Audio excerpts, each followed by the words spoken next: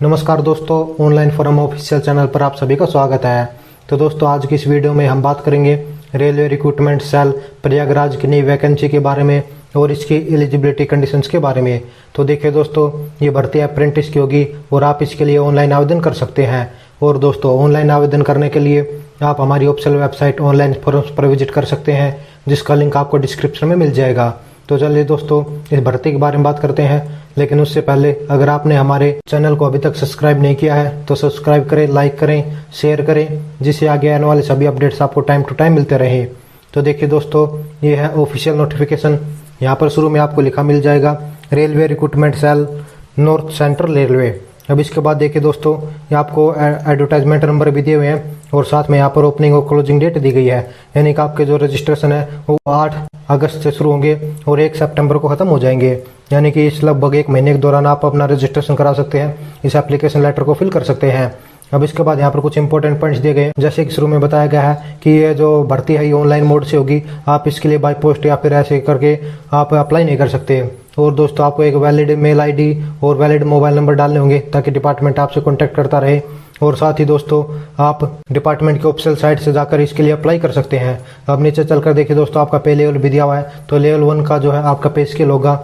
और इसके बाद देखिए दोस्तों, एलिजिबिलिटी के बारे में बताया गया है। तो आपका जो एज क्राइटेरिया है वो देखते हैं सबसे पहले। तो आपकी जो एज का कैलकुलेशन है वो 1 सितंबर 2021 को होगा। और दोस्तों, इस दिन आपकी उम्र जो है 15 से लेकर 24 के बीच में होनी चाहिए। अब नीचे चलकर देखिए दोस्तों, आपको बताया गया है अगर आप रिजर्व कैटेगरी से यानी कि SC, ST, OBC या फिर एक्स सर्विसमैन या फिर PWD है तो आपको यहाँ पर उम्र छूट भी मिल जाएगी। आगे चलकर देखिए दोस्तों, जो 2.5 है इस टेबल में बिल्कुल साफ साफ बताया गया है आपका जो जन्म है यानी कि आपकी जो DOB है ये फ्रॉम टू की जो डेट है इनके बीच में होनी चाहिए। जनरल, SC, ST, OBC यहाँ पर अलग अलग डेट दी गई है, आप इन्हें देख सकते हैं। और दोस्तों, आगे बढ़ने से पहले अगर आप किसी भी भर्ती के बारे में तुरंत जानकारी चाहते हैं तो आप हमें टेलीग्राम पर फॉलो कर सकते हैं, जिसका लिंक आपको डिस्क्रिप्शन में मिल जाएगा। अब इसके बाद अगर क्वालिफिकेशन की बात करते हैं तो आपके पास 10वीं या फिर 12वीं सर्टिफिकेट होना चाहिए। और साथ ही दोस्तों, आपके 50% मार्क से ज़्यादा होने चाहिए। और साथ ही दोस्तों, ये अप्रेंटिस की भर्ती है तो यहाँ पर ITI का सर्टिफिकेट भी माना जाएगा। आप जिस ट्रेड से भरते हैं उस ट्रेड का आपके पास ITI का सर्टिफिकेट होना चाहिए। नीचे चलकर देखिए दोस्तों, डिग्नेटेड ट्रेड्स और ITI ट्रेड्स के बारे में बताया गया है। यानी कि आप जिस ट्रेड से भरेंगे उसी ट्रेड का आपके पास सर्टिफिकेट होना चाहिए। जैसे फिटर के लिए फिटर का, वेल्डर के लिए वेल्डर का, उसके बाद machinist, carpenter, electrician, painter, mechanic, crane और साथ में यहाँ पर कुछ और भी दी गई है। तो इन सभी की जो सर्टिफिकेट है आपके पास होने चाहिए। यानी कि जिस ट्रेड से आप भरेंगे उस ट्रेड का आपके पास सर्टिफिकेट होना चाहिए।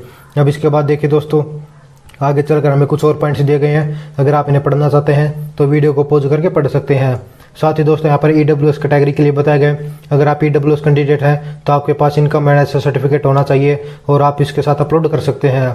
और दोस्तों, अगर फीस की बात करते हैं तो आपकी फीस मात्र 100 रुपया रहेगी। अगर आप SC, ST या फिर PWD या फिर वुमेन कैंडिडेट हैं तो आपको फीस देने की जरूरत नहीं है। और दोस्तों, ये जो फीस है ये पेमेंट गेटवे से होगी। नीचे चलकर देखिए दोस्तों, आपको फीस का प्रोसेस दिया हुआ है। अगर आप इन्हें पढ़ना चाहते हैं तो पढ़ सकते हैं। अब इसके बाद है आपकी मेडिकल फिटनेस और फिजिकल स्टैंडर्ड्स के बारे में दिया गया है। आपको फिजिकली और मेडिकली फिट होना चाहिए। साथ ही दोस्तों, यहाँ पर लोकोमोटर डिसेबिलिटी, विजुअली एम्पेयर्ड और साथ में हियरिंग एम्पेयर्ड और मल्टीपल डिसऑर्डर के बारे में बताया गया है। अब इसके बाद देखिए दोस्तों, यहाँ पर मोड ऑफ सिलेक्शन दिया हुआ है। तो आपके 10वीं या फिर 12वीं में कम से कम 50% मार्क्स होने चाहिए। साथ ही आपके पास एक वैलिड ITI का सर्टिफिकेट भी होना चाहिए। और दोस्तों, अगर कैलकुलेशन ऑफ मार्क्स की बात करते हैं तो अगर आपके जो मार्क्स हैं सर्टिफिकेट में वो CGPA या फिर OGPA दे रखे हैं तो आपको ये मार्क्स कैलकुलेट करके परसेंटेज में लिखने होंगे। अब इसके बाद देखिए दोस्तों, यहाँ पर हमें कुछ और पॉइंट्स दिए गए हैं। आगे चलकर देखिए दोस्तों, आपको ट्रेनिंग पीरियड के बारे में बताया गया है। तो आपकी जो ट्रेनिंग पीरियड होगी वो 1 साल की होगी। अब इसके बाद मोड ऑफ एप्लीकेशन की बात करते हैं तो दोस्तों, आप डिपार्टमेंट की ऑफिशियल साइट से जाकर अपना रजिस्ट्रेशन करा सकते हैं या फिर दोस्तों आप हमारी ऑफिशियल वेबसाइट ऑनलाइन फोरम्स पर विजिट कर सकते हैं और वहां से अपना जो फॉर्म है उसे फिल कर सकते हैं। और दोस्तों, अब इसके बाद आगे चलकर देखिए, आपको कुछ और पॉइंट्स दिए गए हैं। जैसे कि आपके पास पैन कार्ड या फिर आधार कार्ड होना चाहिए ताकि जो आप अपना एप्लीकेशन लेटर है सेफली फिल कर सके। और साथ ही दोस्तों, एप्लीकेशन लेटर फिल करने के दौरान आपका नेम, आपके पिता का नाम, आपकी DOB ये सभी बिल्कुल सही होने चाहिए और आपके डॉक्यूमेंट से मैच होने चाहिए। अगर आपने एक बार सबमिट कर दिया तो इसके बाद आप उसमें कोई भी बदलाव नहीं कर सकते। और दोस्तों, आपके पास एक एक्टिव मोबाइल नंबर और एक वैलिड मेल ID होनी चाहिए ताकि डिपार्टमेंट आपसे कॉन्टैक्ट कर सके। हालांकि दोस्तों, यहाँ पर बताया गया है कि ऑनलाइन एप्लीकेशन के सबमिट करने के बाद आपको जो प्रिंट आउट है वो डाउनलोड कर लेना है, जो कि कभी आगे जरूरत पड़ सकती है। अब इसके बाद देखिए दोस्तों, डॉक्यूमेंट्स के अपलोडिंग के बारे में बताया गया है। तो आपके पास कौन कौन से डॉक्यूमेंट होने चाहिए, आपकी सभी मार्कशीट होनी चाहिए, 8वीं की, 10वीं की, 12वीं की या फिर ITI की सभी सर्टिफिकेट होने चाहिए। डेट ऑफ बर्थ का सर्टिफिकेट आपके पास होना चाहिए, नेशनल ट्रेड सर्टिफिकेट भी होना चाहिए। और साथ ही दोस्तों, अगर आप रिजर्व कैटेगरी से बिलोंग करते हैं तो आपका कास्ट सर्टिफिकेट, अगर आप डिसेबिलिटी कैटेगरी से बिलोंग करते हैं तो डिसेबिलिटी सर्टिफिकेट या फिर डिस्चार्ज सर्टिफिकेट, ये सभी आपके पास होने चाहिए। और दोस्तों अब इसके बाद देखिए दोस्तों, यहाँ पर कुछ और पॉइंट्स दिए गए। इनवैलिड एप्लीकेशन के बारे में बात करते हैं, यानी कि आपका जो एप्लीकेशन है किन कारणों से रिजेक्ट हो सकता है। अगर आपके एप्लीकेशन पर सिग्नेचर या फिर स्कैंड फोटो नहीं होंगे, या फिर दोस्तों आपका जो मैट्रिकुलेशन का या फिर ITI क्वालिफिकेशन है इनके बीच में कोई मिसमैच पाया गया, या फिर इसके बाद यहाँ पर कुछ और पॉइंट्स दिए गए हैं, जैसे कि अगर आपकी फीस कम पाई गई या ज़्यादा पाई गई या फिर नहीं डाली गई, तो इन सभी कारणों से आपका जो फॉर्म है वो रिजेक्ट हो सकता है।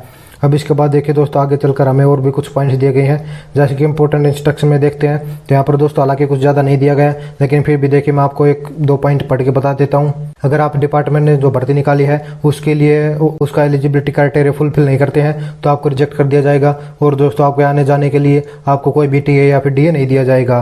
और इसके बाद देखिए दोस्तों, आपको बताया गया है कि applicant will be trained only for the trade in which they have been selected, यानी कि आपने जो ट्रेड सिलेक्ट की है आपको केवल उसी ट्रेड में ट्रेंड किया जाएगा। अब इसके बाद आपको कुछ सावधानी दी गई है, यानी कि जो भारी एजेंट है इनसे बचें। हालांकि दोस्तों ये जो भर्ती है बिल्कुल फ्री होगी, वो तो आप किसी भी तरह का रिश्वत ना ही दे और ना ही ले। अब इसके बाद देखिए दोस्तों, आपको साफ साफ बताया गया है बेयर ऑफ टोट्स और जैक रैकेटर्स, यानी कि आप किसी भी गलत आदमी के ट्रैप में ना फंसे। नीचे चलकर देखिए दोस्तों, आप chairman railway recruitment cell north central railway के सिग्नेचर देख सकते हैं।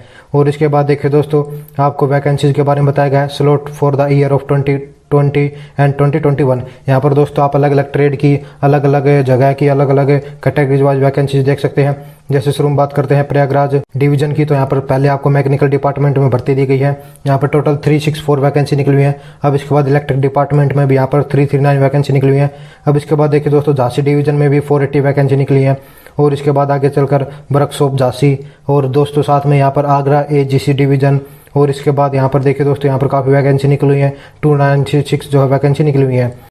अब इसके बाद यहाँ पर कास्ट सर्टिफिकेट दी गई है। अगर आप रिजर्व कैटेगरी से बिलोंग करते हैं तो ये आपको बनाना होगा, यानी कि इस एप्लीकेशन लेटर के साथ अटैच करनी होगी, यानी कि अपलोड करनी होगी।